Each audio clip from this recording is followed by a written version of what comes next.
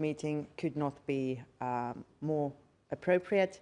In difficult times, close coordination and cooperation with like-minded allies is more important than ever.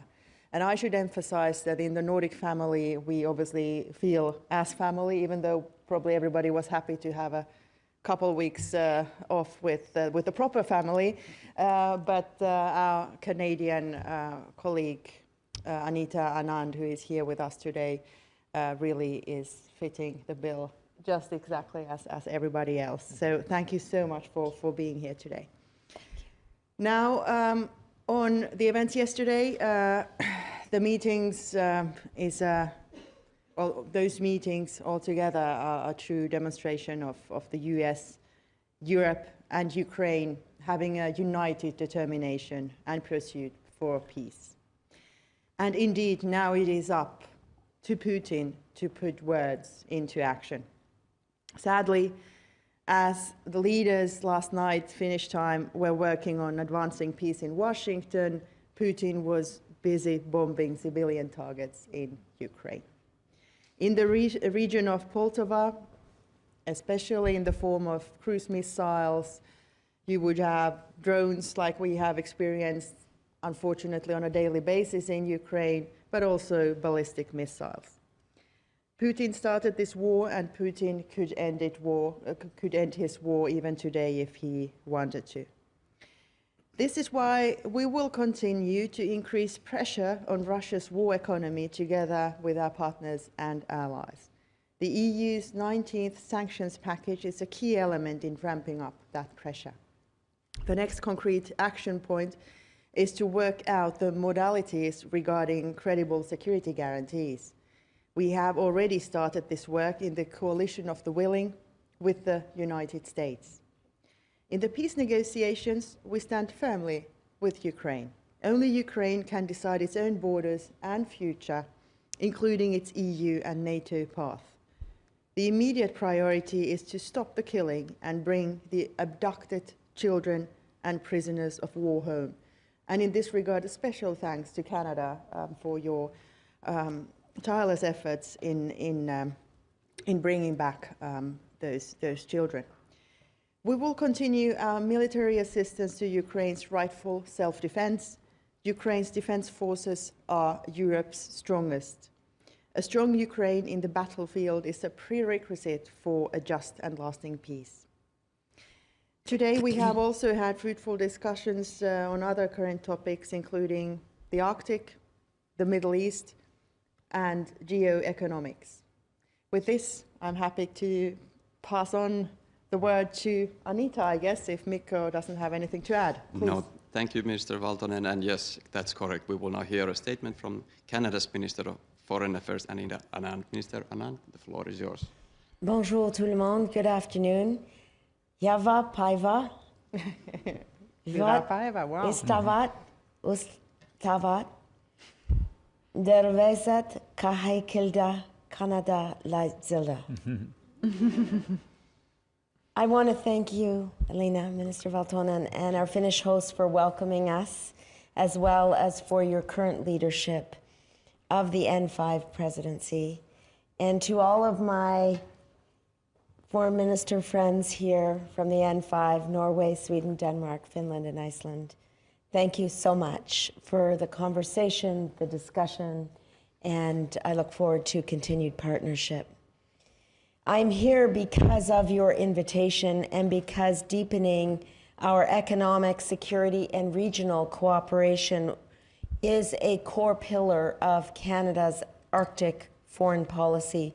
70% of Canada's coastline is Arctic facing. 40% of Canada's landmass is Arctic facing. And we will continue to work together with all of you to advance the strategic Arctic and transatlantic partnership that exists between our nations. I will be conveying this through meetings with my counterparts here, obviously, and with President Stubb later today. And I will just say, closer collaboration is the name of the game. In today's geostrategic environment, with pressing economic, military and defense cooperation issues, our collaboration means so much. And in fact, this partnership is more than strategic. It is natural, given our shared northern geographies, as well as our common values, our common interests, and our common priorities. Canada, like the Nordic countries, is focused on results. We're exploring a number of tangible actions that we can take together on key foreign policy and security priorities. And these priorities include Arctic and transatlantic security, Ukraine, NATO, and the rules-based international order. And as we have seen over the past few days, this cooperation is particularly relevant in light of developments over Russia's illegal war in Ukraine. My colleagues and I had a fruitful conversation, as Elina mentioned, about how we are going to work together on a series of issues, including Ukraine, support for Ukraine, security guarantees for Ukraine, and of course, ensuring that we are there in the short and long term for Ukraine in seeking its territorial integrity and its enduring sovereignty. In an increasingly volatile world, in other words, Canada and the Nordic countries are strategic, stable partners. We have long benefited from cooperation, and today we have deepened and will continue to deepen that cooperation. Thank you. Merci. Kiitos. Kiitos. Thank you, Minister Anand. And now Denmark's Minister for Foreign Affairs, Lars Løkke Rasmussen, please. Thank you, and thank you, Elina, for your warm welcome and for hosting us in these beautiful surroundings. I'm really delighted to be here among friends, as you said. And I guess it's right to say that Nordic cooperation is stronger and more important than ever. We share fundamental values with Canada as well, and security interests, and we are close friends. And this is a critical moment in time, and we remain in daily contact. But this meeting has been an important opportunity for us to discuss unfolding events in person, and to ensure that we are aligned and to help push developments in the right direction. Speaking with one voice increases our impact, and especially because we have proven that we have been able to bring our cooperation beyond just speaking. We have actually walked the talk. And I am very proud of our collective Nordic efforts to support Ukraine. And if more countries followed the Nordic example, the way we lead, Ukraine would be in a much stronger position. And therefore we also have the, I would say, moral upper hand when we sent this very clear message that we first welcome the ongoing diplomatic efforts to end the war, and secondly, that we will continue to support Ukraine. And thirdly, the need for pressure on Russia will remain and will continue. We stand ready to maintain our substantial military and financial support to Ukraine and impose further restrictive measures against Russia, and to support Ukraine's effort to achieve a just and lasting peace with credible security guarantees. And that is perhaps the most important takeaway from the meeting yesterday, that there will now be a transatlantic cooperation about defining the needed security guarantees. We will continue to project Nordic and European solidarity behind Ukraine. And I'm happy that we had the chance these days in Finland to reaffirm those positions among friends. Thank you. Thank you, Minister Rasmussen. And now Norway's Minister of Foreign Affairs, Espen Barth Eide.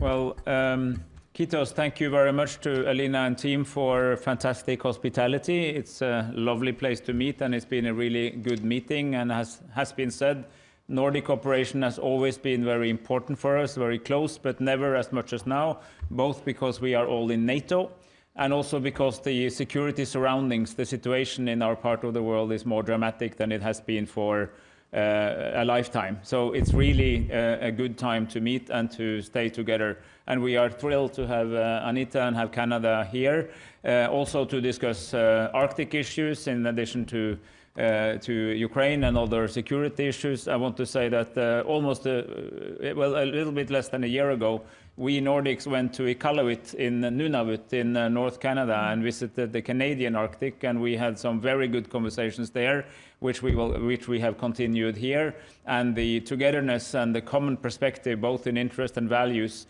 that we share as Arctic, 6 of the 8 Arctic nations, is very important. So I'm very happy about that. On Ukraine, pressure must continue on Russia. The support must and will continue. And peace is good, but it has to be just and lasting to be a real peace. And these are issues that we coordinate very closely around these days. And concluding, I should also say that particularly yesterday, we also had the chance to discuss the Middle East and the way to end the war, to get more humanitarian aid in, and to think about how not only stopping this war, but also the deeper conflict through a two-state solution, which is a main theme of the upcoming UN General Assembly. Thank you. Thank you, Minister Barth Eide. Now we will hear from Iceland's Minister for Foreign Affairs, Þorgerður Katrín Gunnardóttir. Thank you so much, and it is of course a pleasure to be here in Nuuksio. I think I pronounce it rightly, Nuuksio, with our dear Nordic family, but also our very close friend from Canada. This collaboration between these countries embodies, from my point of view, the fundamental values these countries stand for, be it democracy, be it freedom, or standing up for human rights, or speaking out loud for respect for international law. That is very important that these voices are heard in these turbulent times. On Ukraine, I agree with everything what my colleagues here are saying. These countries here presented at this meeting, we have been among the strongest supporters of Ukraine. This is also well reflected in our statement, and I recommend that you read that very perfectly and perfect statement.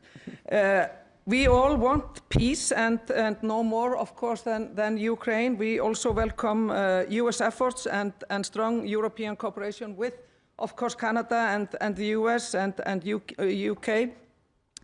Unity is, of course, the key, but I want also to mention we must be aware not to produce the modern times of Chamberlain, a modern times Chamberlain. So we must be aware our fight is for peace in Ukraine, and it must be just, it must be lasting with powerful security guarantees, and it must not undermine the long-term security, of course, of Europe. We discussed the Arctic, of course. It's extremely important. I underline everything what Espen said, and I think it's important that we discussed more strength on E7 behalves inside NATO, and that we are turning the focus on NATO a little bit more up to the Arctic and the North Atlantic. We discussed also the last 24 hours the situation in the Middle East, and it's quite clear the Icelandic position is we must see more action, we must do more. Words are not enough, and we must do everything we can to help reverse the course with the regards to the horrible situation in Gaza, and also increasingly in West Bank. That is of quite concern, and from my point of view, that diminishes or destroys almost the possibility for and prospects for peace in the foreseeable future. So, like has been also mentioned, the two-state solution conference in New York in July. It was a momentous occasion, and the leaders meeting now in New York upcoming in September hopefully will bring us further forward, so towards to the only solution from my point of view that can bring sustainable peace for both nations of Israel and Palestine. And just to conclude, as well, our meeting here in Nuuksio has been a firm expression of our commitment to deepen our already strong bonds, and I think this collaboration is so important, more important than ever. So we have to speak out loud, like I said earlier. And to in the last to conclude, dear Elina and dear Finland, thank you for your great hospitality in this wonderful surroundings of Nuuksio, and next time I will bring my family with me on a private vacation. It's wonderful to be here. Please do. Thank you. Thank you, Minister Gunnarsdottir. And now Sweden's Minister for Foreign Affairs, Maria Malmer Stenegard, please.